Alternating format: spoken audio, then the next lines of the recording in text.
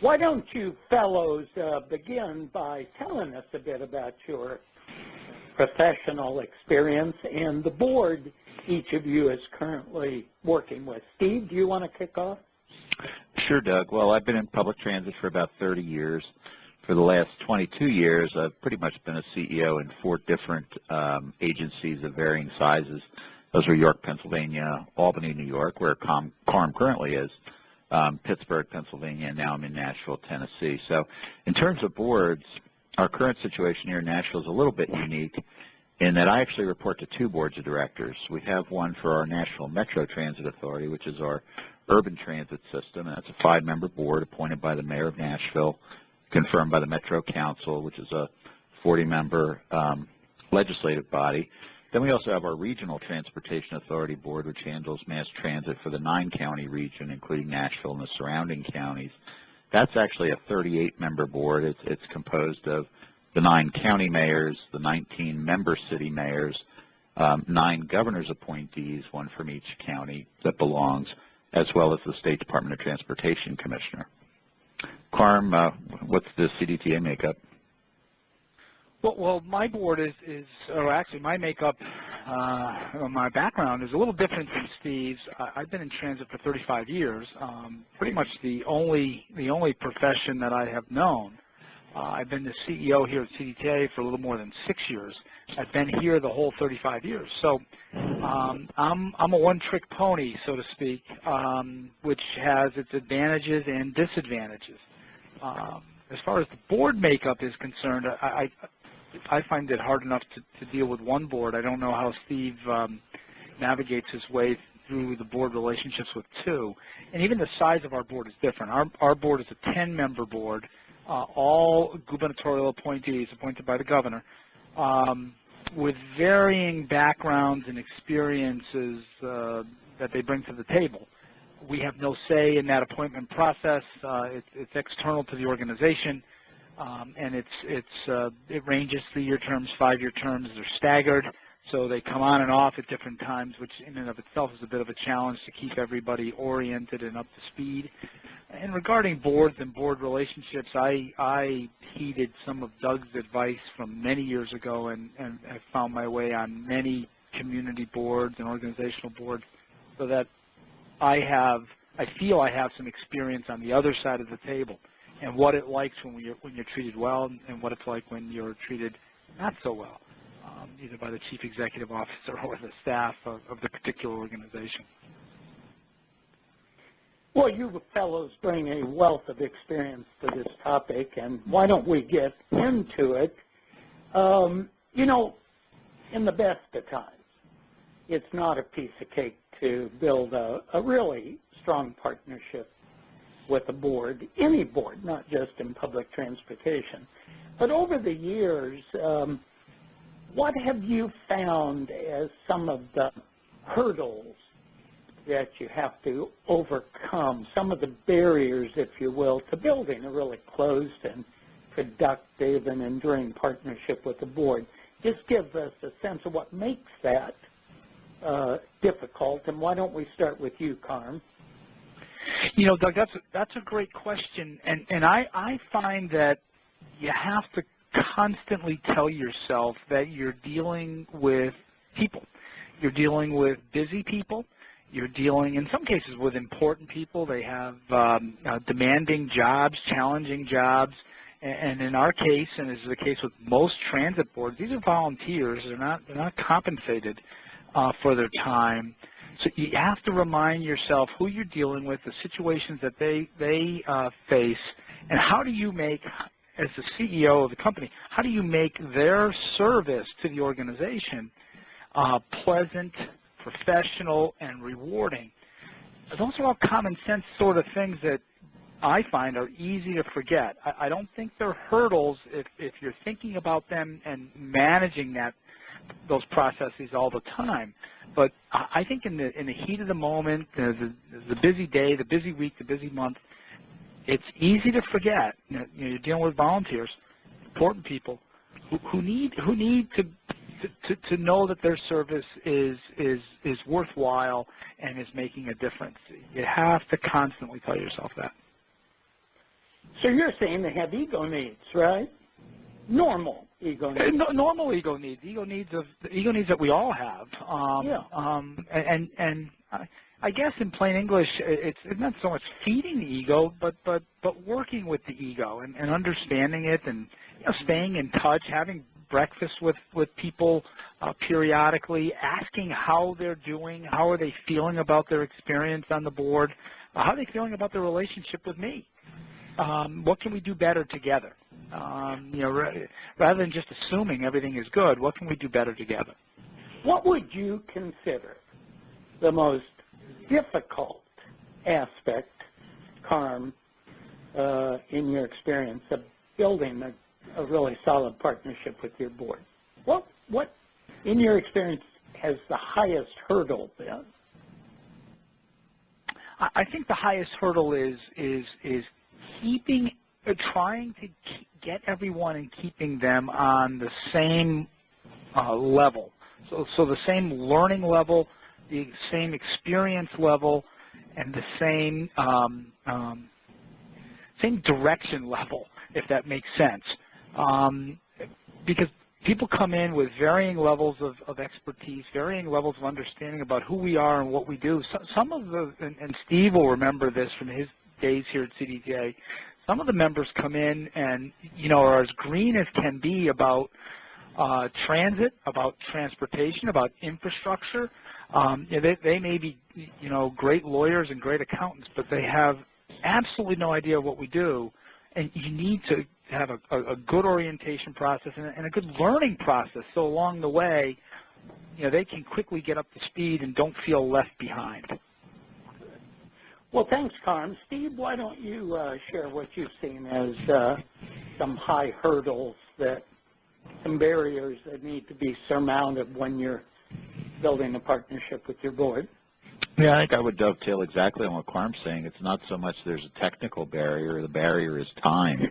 And particularly, say, in our setting where really we have a total of 43 board members, having the time, making the time, having them make the time to get to know each other, both on a personal level, because when it comes right down to it, whether it's a board CEO relationship or CEO-staff relationship, it comes down to how do you relate to those folks and what do they want to get out of it. As you said, the ego satisfaction need of being on the board.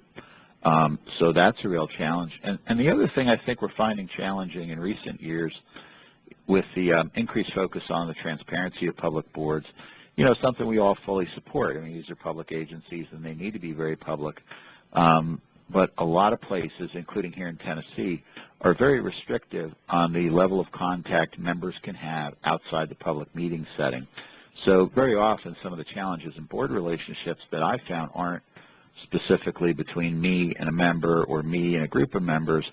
It might be among members of the board, and it's helpful to be able to hash those out. And that can be tough to do, when you're in a very public setting with members of the public, media, you name it, in that room. So I think one of the CEO's key jobs, particularly working with the board chair, is figuring out what that board dynamic is, and how you can facilitate not only that professional relationship between the CEO, the board, each board member, but also the relationships among board members. The other thing I'd point out, I think Carm was dead on in that, most transit boards will have a mix of, long-time serving, very seasoned, very experienced board members and brand new folks. And we tend to be a technical, jargony industry, whether we're talking about projects or regulations or service attributes, and balancing that, not enough information for the new member to really understand what's going on with too much information and makes it very elementary for the senior member, requires a real balance both in meeting content and, as Carm touched on, making sure there's a really solid orientation program. Doug, I think Steve brings up an interesting point it's relatively new now to agencies, public agencies, and this is this whole notion of transparency. For all the good that it's intended to produce, we want public agencies to be transparent.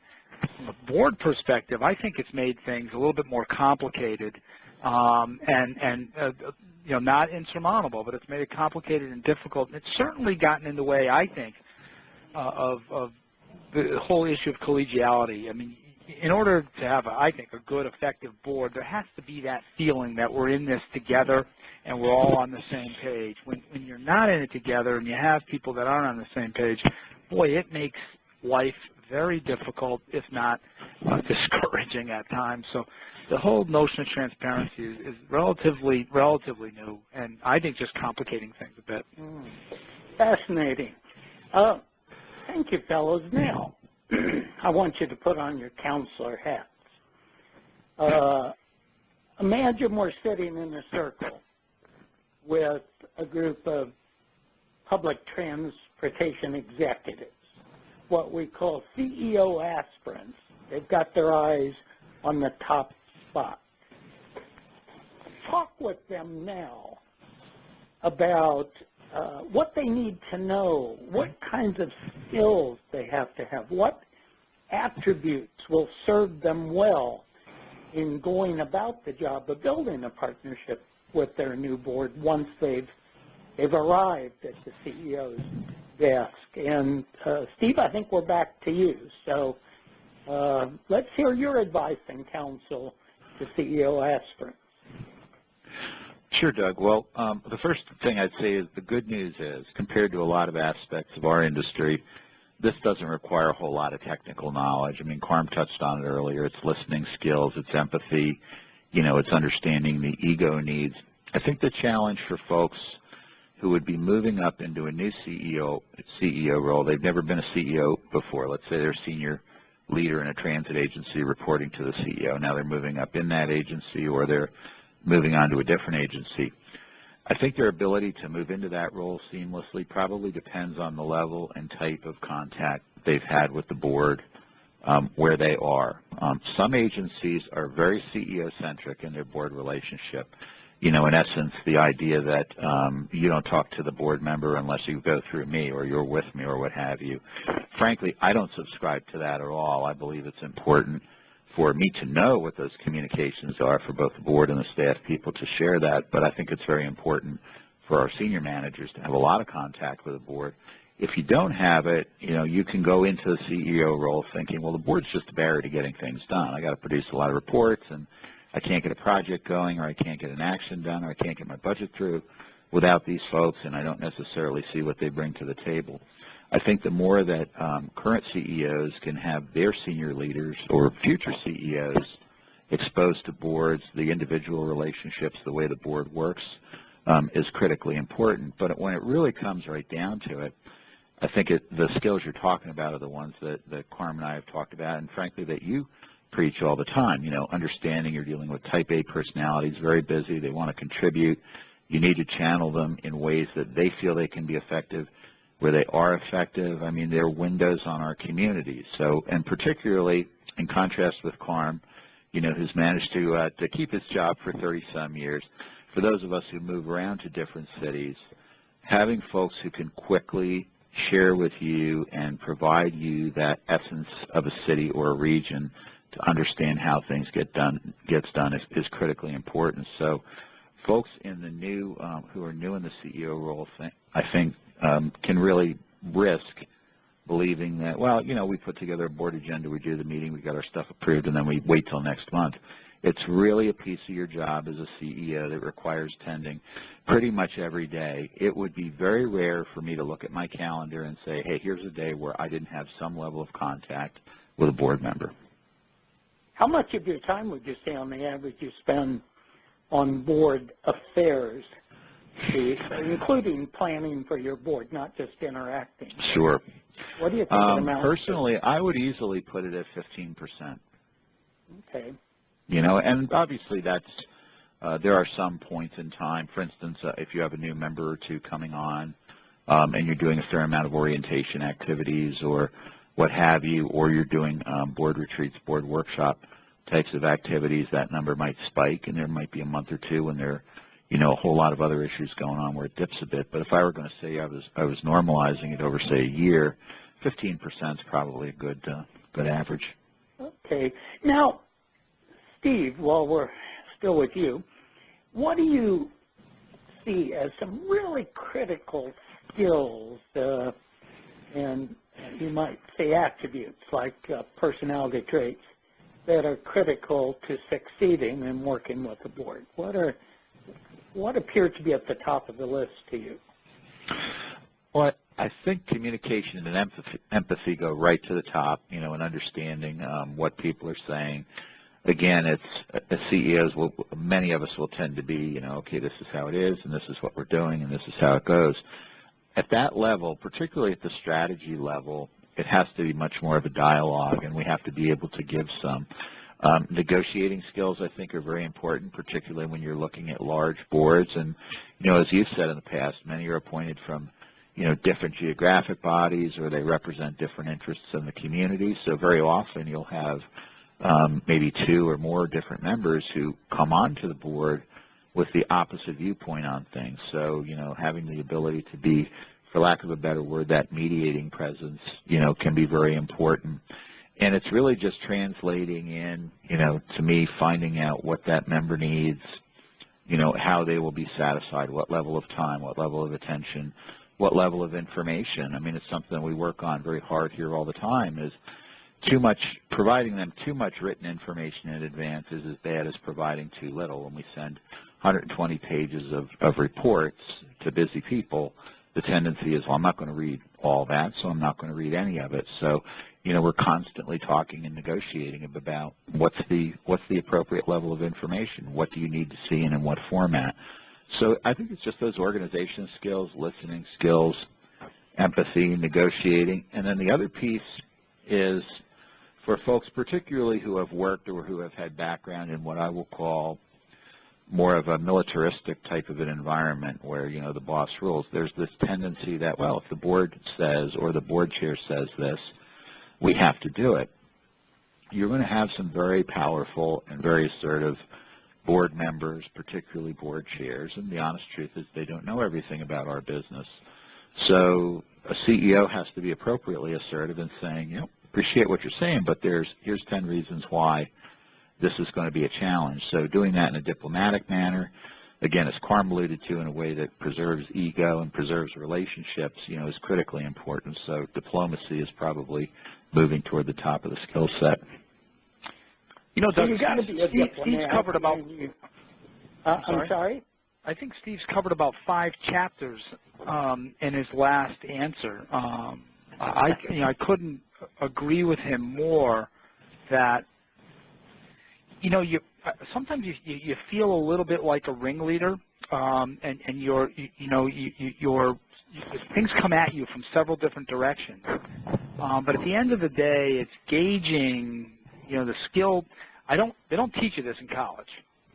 They really don't teach you this stuff in college, and except for you, there are very few people who are providing instruction or training or anything of the sort that talks about dealing with important people, understanding that different people communicate in different ways. Some people like a phone call. Some people like to have a breakfast. Some people prefer a quick email. Some people want to read all the reports. How do you sift through, navigate that when you've got 10 people, in Steve's case, dozens of people with whom you need to cooperate with, collaborate with in order to advance a mission, a vision, a strategy? It's a juggling act for sure. It's not impossible, but my counsel to a new CEO would be, remember, you're not as important as you think you are. This is a group project. You're in it together, and your most valuable resource is your board. So being a collaborator, then, you're Absolutely. saying is a critical skill. Absolutely. You're not in this. Yeah. This is not your company. This is our company. Mm-hmm. Did either of you have a really good course in graduate school on working with boards? You're going way Absolutely too far not. back in history now. Yeah, well, I can't remember back that far, but absolutely not. Yeah, did you, Steve? No, I don't recall anything in the board Yeah. governance realm. I mean, I went into a public administration program, so there was plenty of organizational dynamics and political theory and those type legislative bodies as an example in how they operate. But in terms of appointed boards and that dynamic, absolutely not. So it really leaves the CEO aspirant pretty vulnerable, doesn't it? I would say so. Yeah, I mean, I'm responding to that. What I would tell anybody who aspires to it, you're going to get to the CEO spot, your first CEO spot, because of something technically you did well, whether you came out of finance or marketing or planning or whatever the operations, whatever the realm may have been. But you're going to keep the CEO spot, and you'll move up in the CEO ranks if that's what you choose to do, based on your ability to effectively work with your board of directors. Because at the end of the day, the number one job of any board of directors is to hire, evaluate, relate to, potentially fire the CEO. So they are absolutely central to your career, no matter what. So if it's not something that you build as a piece of your core skill set, you're going to be on really thin ice. That's a great point. I was talking to a group not long ago, and I said, for every one case I can recall of a CEO getting into trouble because of some technical flaw, some performance-related thing, I could come up with 15 instances of getting into trouble because of human relations and not managing the relationship with the board. So what you're both saying is you're in a people business when you're working with the board. Absolutely. Carm, you want to go on? Anything else? Well, the funny thing is the three of us, well, not the funny thing, we agree. The three of us agree. The question is, how do we spread the news? The podcast obviously is one way to do it, but, I know Steve does this. Every morning, you look at, we get electronic news clippings, you read the newspaper, whatever it may be, and not a week goes by where a CEO, whether it be in transit or a school board or, you name it, it's not let go. And when you get into the reasons why that CEO was let go, it's all the things that we're talking about right now. Oftentimes, they can't, the relationship, we just had one here in Albany, the relationship with the school board had deteriorated. The relationship with the board here of a local non-for-profit had deteriorated. You see the same words all the time. I just don't think that CEOs and CEO wannabes spend enough time thinking about this stuff. Well, that's a really great point. And I've kind of come to the conclusion that there are two kinds of management. There's the traditional organizational management. You're head of the whole show as CEO. You got to make sure the systems, the authorities functioning. But then there's a completely different but related area called relationship management.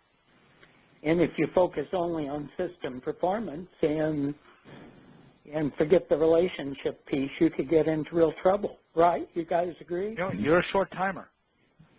The other thing I would add, Doug, is because I've had a number of folks who were either applying for CEO jobs or, and whether that be a current CEO moving on to a different system or somebody who's below that level moving up to CEO, who would ask for advice about a particular position and, hey, this looks perfect on paper and it matches my experience and what have you. And they would end up not being offered that job. And it was, it was kind of a, well, what does this happen? Should I give up on it? And frankly, the thing I've told people over and over again is when it comes right down to it, when you're interviewing with a board of directors, no matter what your technical background is, no matter what your skill is, no matter what your accomplishments are, the question they're all going to ask each other when they're deliberating over candidates is, can I trust this person to run this agency and make sure I'm getting the proper information? So it really comes down to that relationship building, and in an interview process or a search process, are you able to get across not only that you're technically competent, you're a good leader, but are you going to be effective in translating the vision of the board and the community to an agency that has to do an awful lot of complicated things? In other words, are you going to be a partner? Are you going to be a partner, and can I trust you? Yeah. Well, that's a big word, Doug, trust. I think Steve is 100% right. can we trust this person to carry out, to effectuate the mission, the vision that we've laid out? And what does trust mean? There's personal trust, there's professional trust, there's at the end of the day, can we get along? I keep coming back to collaborate. Are we in this together, or is he or she in this alone? And boy, people make these mistakes real quick. It's not my company, it's our company. And I think you've got to work at that. So attitude, the attitude you come in with is really critical, isn't it? I would say, and the attitude that you portray in a lot of different arenas, not just at the board table, but when you're at public events and you have your board members with you, what's the attitude that you portray? How do you treat them in those arenas? It goes on and on and on. A lot of this is common sense, but it's almost, we should come up with a new phrase. Maybe it's high-tech common sense, because boy, oh boy, a lot of people seem to forget what I view as relatively simple things. Not simple things to carry out, but simple things that you ought to be thinking and considering. I think the other issue part really... of that is people who worry unduly about protecting themselves from the board, which is kind of a negative way of coming into the business. If you come in thinking that way, oh my God, the board's going to micromanage, and you're all uptight about that, you're not going to convey that you're a partner, right? Well, my reaction to that is if you're protective about that, or protective in your relationship with your board, you're almost doomed to fail right out of the gate. Because you again, agree with that, Steve? Well, yeah, absolutely, and I also think it's one of alignment. Are you aligned with what we're trying to do with the mission of the organization? So where you see that coming about, where CEOs become protective, and in some cases maybe board members become combative, it becomes a question of alignment. And when you start talking about, multiple directions in a leadership team, board CEOs, senior staff, the organization's in trouble, but no part of it more so than the CEO. Any final words, gentlemen, before we cross the finish line? Well, I guess folks, all I would add is for anybody looking at it, or anybody who's aspiring to it, or anybody who's reevaluating how they're doing it, is don't underestimate, with everything else you have going on, don't underestimate the time, the effort, the attention that needs to be spent on the board relationship, both the formal things, board reporting and documents and procedures, and then the informal relationship building. I agree with Steve, and I would encourage people who are interested in becoming a CEO, maybe we should speak to that crowd, to get their feet wet by getting themselves on a couple of community boards. I found there's really no better way to learn about that relationship than to see it from the other side. It has been so beneficial to me to be a board member working with a CEO. You just see things that aren't right, you see things that work, and you're able to bring them back and make them fit to your own personality and to your board. So there are ways to learn this. It's difficult. It's hard, as we said, it's hard to find books and books and books about this subject, but you can learn this topic by participating in it from a different perspective.